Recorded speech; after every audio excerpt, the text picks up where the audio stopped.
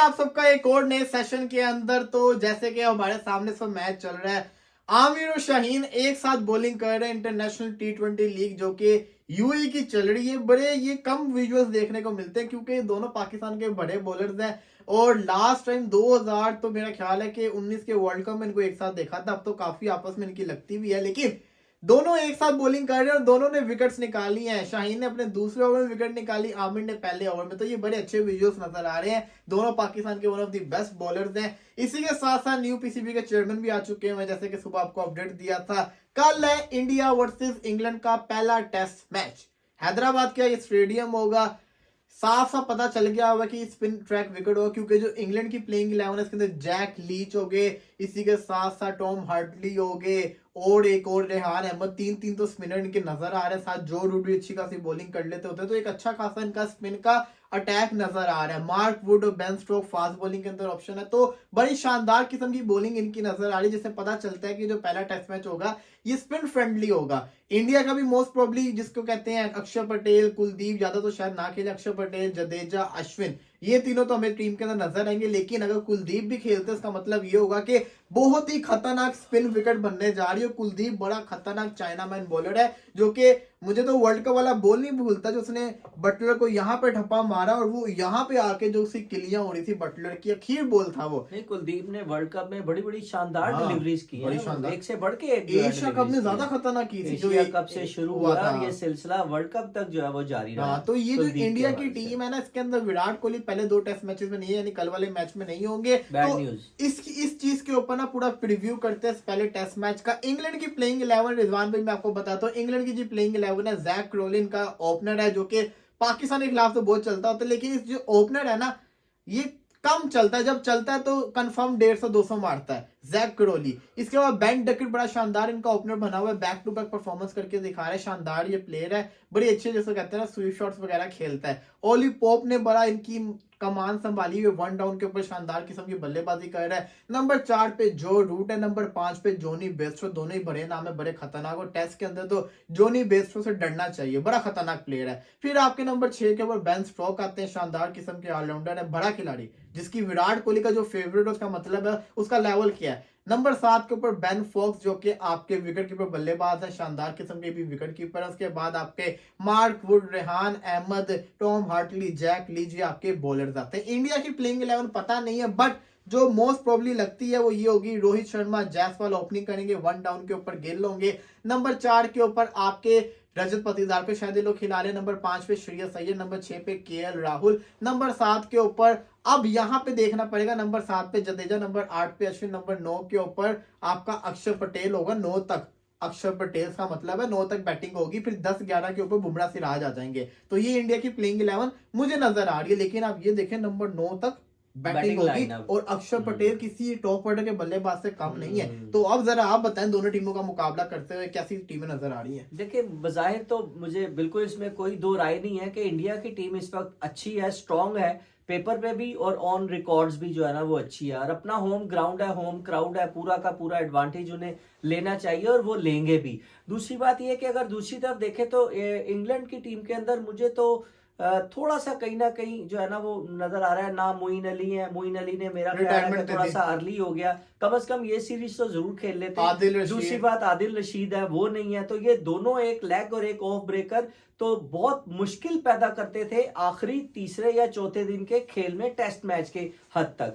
तो ये एक बड़ा जो है ना इनको लॉस हो सकता है। देखिए, नया बॉलर जो है, आप इंडिया में जितने भी ये खेलने आ रहे हैं इंग्लैंड के बॉलर, मेरा नहीं ख्याल के मतलब जो नए लड़के हैं वो कुछ 1 या 2 मरतबा शायद होंगे, या काफी सारे ऐसे हैं जो पहली मरतबा भी खेलने आ रहे हैं। तो कोई इतना ज्यादा एडवांटेज मुझे मिलने की उम्मीद नहीं नजर आ रही। जबकि अगर हम इंडिया के बॉलर्स की बात करें तो उधर एक बेहतरीन, एक विनिंग कॉम्बिनेशन वाला स्क्वाड जो है ना वो बना हुआ है। एक तो कॉन्फिडेंट है, एक्सपीरियंस है और मतलब बड़ी महारत रखते हैं अपने अपने इन ग्राउंड्स के ऊपर बॉलिंग करने की। तो बड़ा ज्यादा एडवांटेज और एज मैं दूंगा इस वक्त टीम इंडिया को।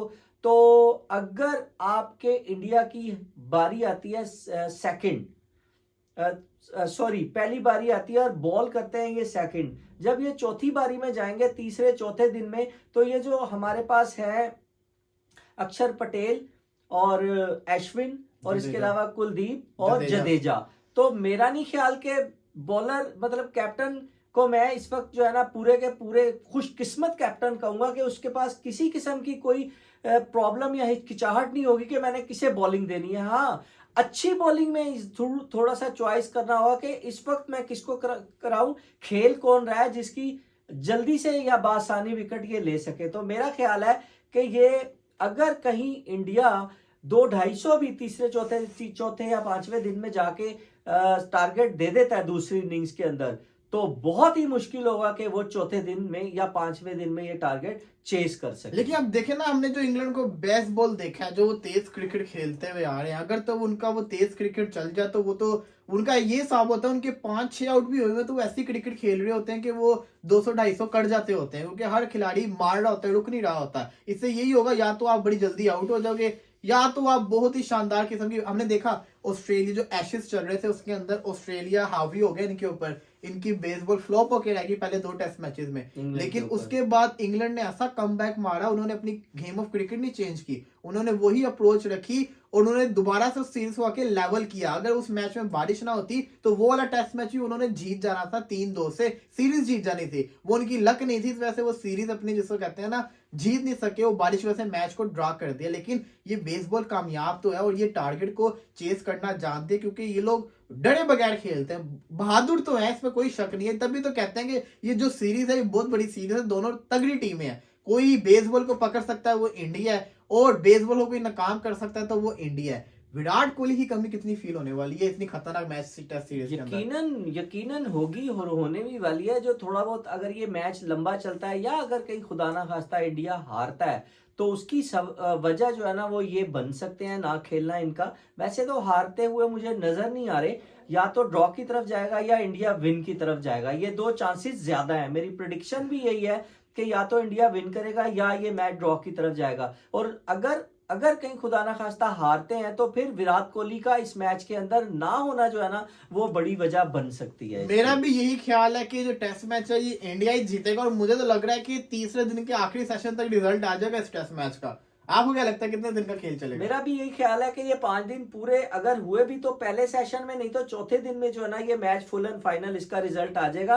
प्रिडिक्शन जो है ना वो मेरी ये कह रही है कि इंडिया जो है वो मुझे जीतता हुआ नजर आ रहा है। लेकिन अगर इनको कोई हरा सकता है तो अगेन होगा वो इंग्लैंड है, क्योंकि ये जो क्रिकेट खेलेंगे इससे ये होना है, या तो इंडिया के जो स्पिनर जो कि उनकी ताकत है वो इनको बड़ी बुरी तरह से पकड़ लेंगे, क्योंकि इनके खिलाफ आप बॉल को रोक नहीं सकते, आप रोकने पे जाओगे ठप्पा इधर लगेगा बॉल उधर जा रहा होगा। अगर तो इनकी वो जो कहते हैं ना बेसबॉल क्रिकेट तेज खेलने वाली चल गई और इन्होंने लाइन और लेंथ को खराब कर दिया बॉलर्स की, और हर बंदा 30-30 40-40 करके चला गया तेज खेलते हुए, या एक बंदा ही कोई तेज खेल के 100 या कर जाए 80 कर जाए, तो इससे बड़ा इनको फायदा मिलेगा और इस गेम में ये पकड़ अपनी मजबूत कर लेंगे। अब हैदराबाद की जो पिच है ओडीआई के लिए ऐसे देखा जाए तो बड़ी बैटिंग फ्रेंडली विकेट थी, यहाँ पे बड़े ज्यादा टारगेट चेज होते थे, लेकिन क्योंकि अब जो इंग्लैंड की मैंने प्लेइंग 11 देखी उसके अंदर ज्यादातर स्पिनर्स हैं, इससे पता चल रहा है कि ये जो होगी पिच इस पे स्पिनर्स को मदद मिलनी है और इंडिया के भी स्पिनर्स ज्यादा होंगे। पहले दिन तो इतना स्पिनर्स को मदद नहीं मिलेगी, जैसे जैसे टाइम गुजरता रहेगा, जैसे जैसे सेशन गुजरते रहेंगे वैसे वैसे बॉल पुराना होगा, स्पिनर्स को ज्यादा मदद मिलेगी पिच के ऊपर, जिसको कहते हैं स्पोर्ट ज्यादा पड़ेंगे, खतरनाक पिच होगा, स्पिनर्स को मदद मिलेगी। एक जमाना था जब चौथे और 5वें दिन में स्पिनर्स को खेलना बड़ा मुश्किल होता था, लेकिन अब जो हम क्रिकेट देख रहे हैं अब तो ऐसा लगता है दूसरे दिन से ही वो वाला काम शुरू हो जाता है। बिल्कुल सही बात है। इसी के बाद मैं ये बात कहना चाहूंगा कि इंडिया ने ना बड़ी बैलेंस टीम जो है वो खिलाई है। आप ये देखें कि 2 फास्ट बॉलर और 4 स्पिनर, जबकि इन्होंने मुझे नहीं समझ आ रही 2 या 2.5 या 3 मेरा ख्याल है स्पिनर और 1 फास्ट बॉलर है, तो ये मुझे कोई एक कॉम्बिनेशन नजर नहीं आ रहा। दूसरी बात ये कि जो आपने अभी बात की ना कि ये मॉडर्न क्रिकेट और फास्ट क्रिकेट की तरफ बड़ा अच्छा इनका इकदाम है, जिसकी वजह से इन्होंने अपना लेवल जो है ना वो मेंटेन रखा हुआ है कि टॉप रैंकिंग में इस वक्त इनका जो है ना वो आ रहा है, कोई भी फॉर्मेट हो। हाँ, ये तो बड़ी अच्छी आपने बात की है। तो पहला टेस्ट मैच ऑफ कोर्स हमें भी लगता है इंडिया जीतेगी। पहले दिन की अब बात करते हैं, कल का दिन डोमिनेटिंग कौन करेगा, ये खतरनाक सवाल है और ये बड़ा जिसको कहते हैं ना देखने वाला होगा, क्योंकि टेस्ट मैच तो हमने बता दिया जीत जाएगा, लेकिन पहले दिन में ये भी हो सकता है इंग्लैंड भी डोमिनेट कर जाए, इंडिया डोमिनेट कर जाए। क्या लगता है आपको? मेरा ये ख्याल है कि जो पहले दिन होती है ना विकेट में, आपको पता है जो इंडिया में ट्रैक है वो बड़े फ्रेंडली होते हैं, मतलब बॉलिंग बैटिंग दोनों के लिए साजगार होते हैं, लेकिन बॉलिंग को फिर जाना दूसरे तीसरे चौथे पांचवें दिन में जाके हेल्प और सपोर्ट बहुत ज्यादा मिलनी शुरू हो जाती है, क्योंकि यूज में आना शुरू हो जाती है विकेट। तो मैं ये समझता हूँ कि पहले दिन, मेरा ये ख्याल है, मुझे ये लग रहा है कि बैटिंग जो है ना वो डोमिनेंट रहेगी पहले दिन भी और शायद दूसरे दिन या दूसरे 1.5-2 दिन तक। लेकिन जो गेम चेंज होना शुरू होगा ना दूसरे या तीसरे दिन के बाद, और फिर बॉलिंग जो है वो हावी रहेगी। अच्छा, मुझे भी ये लग रहा है, अब देखते हैं कि टॉस जीत के पहले बैटिंग कौन करता है, क्योंकि यहाँ पे चेस करना आसान नहीं होना। आखिरी इनिंग्स में चेस करना आपके लिए आसान नहीं होने वाला, बड़ा खतरनाक सिचुएशन बनने वाली है, तो ये तो डिफिकल्ट होगा। तो अब टॉस बड़ा इंपॉर्टेंट फैक्टर रखेगा। रोहित शर्मा टॉस जीत के वो क्या फैसला करेंगे, बेन स्टोक्स टॉस जीत के क्या फैसला करेंगे। मुझे अभी भी याद है पाकिस्तान में इंग्लैंड जीत नहीं पाता था, लेकिन जो लास्ट ईयर आया था 3-0 से पाकिस्तान को हरा के गया था because of Ben Stokes. Ben Stokes ने क्या किया, बेन स्टोक्स ने कहा हमें लग रहा था कि जो टेस्ट मैच है ये ड्रॉ होने जा रहा है, लेकिन हम यहाँ पे ड्रॉ करने नहीं, हम यहाँ पे मैच जीतने आए या तो हारने आए। तो इसलिए हमने 2 दिन पहले 350 का टारगेट पाकिस्तान को, 350 भी पूरा नहीं था, बड़ा कम था, 300 के करीब था टारगेट, इसलिए दिया कि पाकिस्तान ड्रॉ की तरफ ना जाए। पाकिस्तान के मन में ये ख्याल है कि हम इसको चेस कर सकते हैं, और जब उनको ये ख्याल आएगा कि वो चेस कर सकते हैं तभी हम उनको पकड़ सकते हैं। ये बेन स्टोक्स की सोच थी। और होता क्या, उस टेस्ट मैच में पाकिस्तान चेस कर रहा होता है, 250 में पाकिस्तान के 5 आउट होते हैं, 55 मेरा ख्याल है स्कोर रह गया होता है, 5 विकेट पाकिस्तान के पास होते हैं, मोहम्मद रिजवान और नवाज खेल रहे होते हैं और हम टेस्ट मैच जीत रहे होते हैं। लेकिन वो बेन स्टोक्स की बात थी ना कि जब ये चेस की तरफ जाएंगे तभी हम इनको पकड़ सकते हैं, और जैसे ही पाकिस्तान के रिजवान आउट होते हैं वहां पे पाकिस्तान की लाइन लगती है और वो जीता हुआ टेस्ट मैच हम हार जाते हैं। तो यही अप्रोच बेन स्टोक्स की जो है ना वो जीत की तरफ जाती है। जितना आपका पॉजिटिव सोचेंगे, जितना जो आपकी बात, अगर आप जीत की तरफ जाओगे तो आप कामयाब होगे, अगर आप ड्रा का सोचोगे तो आप हारोगे। तो बेन स्टोक्स जो है ना वो जीतने वाला बंदा है। बिल्कुल सही कह रहे हैं, बड़ी शानदार आपने ये एनालिसिस किया है। मेरा भी यही मानना है कि बात सारा जो है ना, सारा फर्क सोच का है कि आपकी सोच क्या है। अगर आपकी सोच एग्रेसिव है, जीतने वाली है, अटैकिंग है, मॉडर्न है और एडवांस है कि इससे भी आगे क्या हो सकता है, इससे आगे मैंने कुछ करना है, क्या कर सकता हूं, मैंने ये करना है, फिर आप जीतेंगे। लेकिन अगर आप पीछे वाली सोच पे रहेंगे, डरे रहने वाली और रुक रुक के खेलने वाली डिफेंसिव मोड पे आप रहेंगे, तो फिर आप हारेंगे, जो कि पहले कई मरतबा हो चुका है। ये नहीं है कि ऐसे पहले नहीं हुआ, पहले कई मरतबा हुआ है। देखिए कितनी अच्छी बात की कि हम या तो हारने आए या जीतने आए, और आप जीत गए। अगर आप ये कहना कि हम तो ड्रॉ करने जा रहे हैं, तो आप 99% आप हारेंगे, फिर आप जीत नहीं सकते। अगर आप ये सोचे कि हम जो है ना अपनी इज्जत बचा लें खाली। ये मुझे बताएं कि पीसीबी के न्यूज चेयरमैन तो आ गए हैं शाह खबर साहब से, उसके बाद अब मोहसिन नकवी साहब भी आए, कैसा फैसला लग रहा है आपको? देखिए मुझे अभी थोड़ा सा आइडिया नहीं है कि Mohsin Naqvi as a cricket और क्रिकेट को कितना समझते हैं या क्रिकेट का शौक कितना है। सारी बात है शौक की और समझने की। क्योंकि वैसे अगर मैं एडमिनिस्ट्रेटिवली अगर इनकी बात करूं तो ये बंदा कामयाब है मेरी नजर में। हालांकि शुरू में मैं मुखालिफ ही था कि यार ये किसको लेके आ गए, लेकिन मैंने इस बंदे को मतलब बहुत ही ज्यादा एक्टिव देखा है। मैं अपने शहर के अंदर पिछले 6 महीनों के अंदर या 8 महीनों के अंदर इतना काम होते हुए देख रहा हूं। बल्कि मैंने काफी जगहों पे जिधर मोहसिन नकवी का कोई इतना ज्यादा शायद उसको देखने का भी चांस नहीं मिलता होगा, लेकिन लोग इसको अप्रिशिएट कर रहे हैं। जियो जियो जुग जुग जियो मोहसिन नकवी। जब मैं नहर को देखता हूँ इतना अच्छा काम हो रहा है, जब मॉल को देखता हूँ, जेल रोड को देखता हूँ, फिरोजपुर रोड को देखता हूँ, कलमा चौक वाली साइड पे देखता हूँ, सीबीडी वाली साइड पे देखता हूँ, कैंट वाली साइड पे देखता हूँ, शामी रोड वाली साइड पे देखता हूँ, तो मुझे ये लगता है कि इस बंदे के आने से जो है ना कहीं हर बंदा जो है ना वो कह रहा है कि यार मैंने काम करना है और मैंने काम को जल्दी और अच्छा काम करना है। तो अगर मैं वो चीज देखूं और वही चीज अगर मोहसिन नकवी साहब अप्लाई करे क्रिकेट के अंदर, क्रिकेटर्स के अंदर, तो मैं ये समझता हूँ कि आने वाला जो है ना वो जो माजी है पाकिस्तान का वो रोशन मुझे नजर आ रहा है। बिल्कुल ऐसा ही होता नजर आ रहा है। और सबसे पहले तो हमारे स्टेडियम अच्छे होते नजर आ जाएंगे, क्योंकि ये जो है ना काम तो बड़ा करते हैं और ये स्टेडियम को अच्छा कर सकते हैं। तो अगर ये वाला ये काम करते हैं तो फिर तो ग्रेट काम होगा। एक होना भी चाहिए अलबत्ता, क्योंकि बहुत नाकामियां देख ली, बड़ी मायूसियां देख ली, बड़ा रोना पिटना और बैन डल गया पाकिस्तान के अंदर। लेकिन अब यह क्रिकेट के हवाले से भी अच्छी खबरें आए, अल्लाह करे क्रिकेट के जो ग्राउंड भी आबाद हो, यहाँ पे सारी टीमें फुल एंड फ्लैज भी आए और मतलब सारी टीमें ही आए। सारी टीमों में तो टीम इंडिया भी है। बिल्कुल आना भी चाहिए, तो चैंपियंस ट्रॉफी में तो आना चाहिए। बनता भी है इनका आना। शाहीन और आमिर एक साथ बॉलिंग करते हुए नजर आ रहे हैं, अब ये देखते हैं, ये बड़ा शानदार चीज वैसे है। ये जो है ये T10 वाली बात हो रही है ना? नहीं नहीं नहीं, अच्छा। एस वो वाली इंटरनेशनल लीग, IL T20, अच्छा अच्छा। IL T20, तो T10 होती है दुबई में, अबू धाबी उसके T10 मैं लीग है। बहुत खिलाफ हूँ वैसे, वो नहीं होनी चाहिए, बिल्कुल नहीं होनी T10 चाहिए। तो वो आपको ना पता ही है, फिर खराब वो करने वाली गेम पूरी है वो। क्रिकेट को भी फास्ट करके रख हाँ दिया जी, उन्होंने। लेकिन ये है कि आप अगर आज आमिर को और शाहीन को इकट्ठे करने में नाकाम या कामयाब, मुझे नहीं पता कैसे हो गए। आपको चाहिए था कि इस जोड़ी को आप यहाँ पे खिलाते, जैसे मर्जी आप खिलाते इस जोड़ी को। आपने इन दोनों का मुकाबला, आपको मैच जितवा देता।